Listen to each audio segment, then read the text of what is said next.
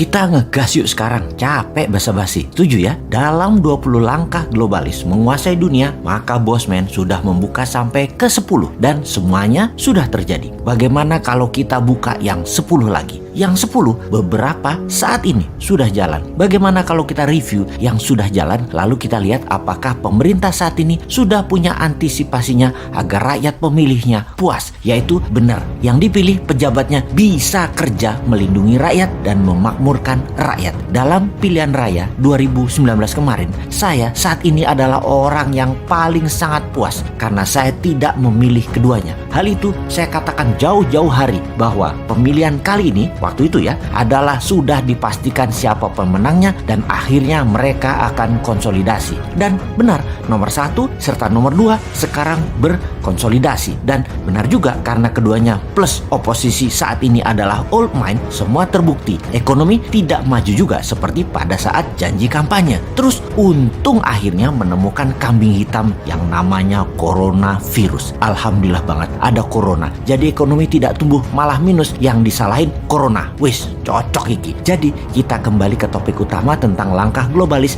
yang nanti mudah-mudahan sahabat bisa menilai sendiri apa yang terjadi dan apa yang dilakukan pejabat kepercayaan rakyat selama ini. Kita bicara gosip dulu. Enak bicara hal-hal yang abu-abu, bener deh. Kelihatan seperti kita percaya teori konspirasi dan menakut-nakuti. Padahal fakta yang kita angkat tetapi pakai pengandaian. Kita mengandaikan kita adalah globalis. Globalis cita-citanya ingin mengendalikan dunia. Maka apapun yang dibuat adalah untuk power jangka panjang globalis berkuasa. Maka kita sebar virus yang lebih mematikan sedikit daripada flu. Lalu kita sebar alat tes yang sangat sensitif. Jadi cepat terdata bahwa banyak yang terpapar dan terpaparnya sangat cepat. Lalu kita beri vaksin yang kemudian untuk mengetes efektivitas vaksin tersebut kita beri tes antigen yang low sensitivitasnya. Sehingga terkesan banyak yang sembuh karena vaksin tersebut. Dan vaksin tidak menyebar virus lagi efeknya. Kesannya begitu. Lalu vaksin menjadi wajib, di mana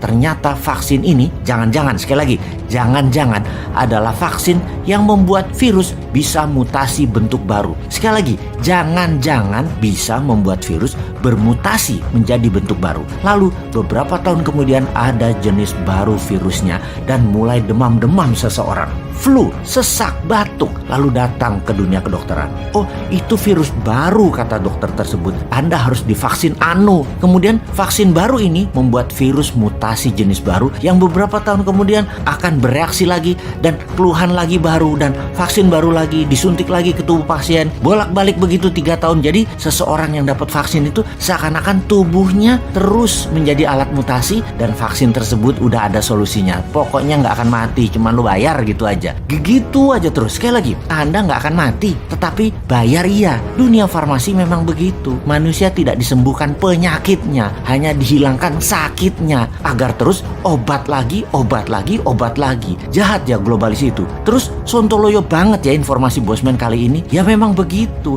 Ini sekali lagi, jangan-jangan loh ya, mungkin bisa. Ingat, berkali-kali kalimat itu diucapkan, yaitu jangan-jangan dan mungkin bisa. Jadi apa saran Bosman? Ya, pakai vaksin bukan dari bagian rencana globalis seperti vaksin Nusantara. Itu kalau pemerintah saat ini paham bernegara ala kekinian. Sekali lagi, pakai vaksin Nusantara. Pokoknya pakai vaksin bukan bagian dari rencana globalis. Dah itu aja. Jadi pejabatnya harus bukan agen kepentingan globalis, tetapi memang pro rakyat. Kalau sekarang pejabatnya cepat sekali actionnya dan terlihat memang jadi agen globalis kelihatannya. Kebijakan dan keputusannya kecenderung pro globalis. Itulah langkah ke-11 dari globalis, di mana langkah berikutnya ketika vaksin sudah disebar, virus corona terlihat tertaklukkan, dunia farmasi akan terus memanen cuan untuk periode panjang virus corona yang berlapis tadi. Ya, jadi kemudian seperti flu, manusia akan selamanya bermasker sampai vaksin masuk ke tubuhnya dan vaksin-vaksin serial berikutnya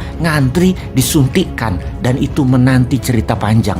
Mulailah apa yang diceritakan Bosman akan HARP atau HARPS sejenisnya di Alaska sudah dimainkan menggunakan magnetic laser beam. Ini informasi baru, ini adalah informasi langkah ke-12 dari globalis. Alat perubah cuaca tersebut banyak negara sudah latihan puluhan tahun. Misalnya Rusia Jepang, Amerika, dan Tiongkok. Mereka bisa merekayasa cuaca dan saat ini mulai dimainkan oleh globalis. Namanya climate warfare, perang cuaca. Wis, iki repot kalau Menhannya tidak paham, kalau pejabatnya nggak paham bahwa Tiongkok tanggulnya kemarin hampir jebol diserang pakai hujan 1 bulan di tahun lalu. 3 provinsi Tiongkok kebanjiran di musim yang harusnya tidak musim hujan. Sekarang pun di dunia mulai musim aneh yang bisa membuat food bermasalah. Tanaman akan mati dan binatang ternak akan mati. Bisa terjadi dalam kurun waktu dekat ini atau beberapa bulan ke depan akan mulai dimainkan. Memainkan arah angin itu bisa menyebabkan gempa. Bukan tidak masuk akal loh itu. Cuaca panas terik kali ini dan hujan serta dingin berlebihan mengacaukan food supply, di mana artificial food akan menggantikan semuanya. Siapa raja artificial food ini? Ya nggak salah, siapa lagi? Ya globalis, yang salah satunya adalah Bill Gates. Mulai paham, setelah vaksin, biological warfare, perang apa lagi yang akan terjadi? Benar, climate warfare. Nah, jadi mulai paham kenapa New Mind bilang akan membuat Kementerian Peperangan, Ministry of War. Tuh bener deh, 2024 lama banget dan rindu akan masa depan nih gua nih. Aduh.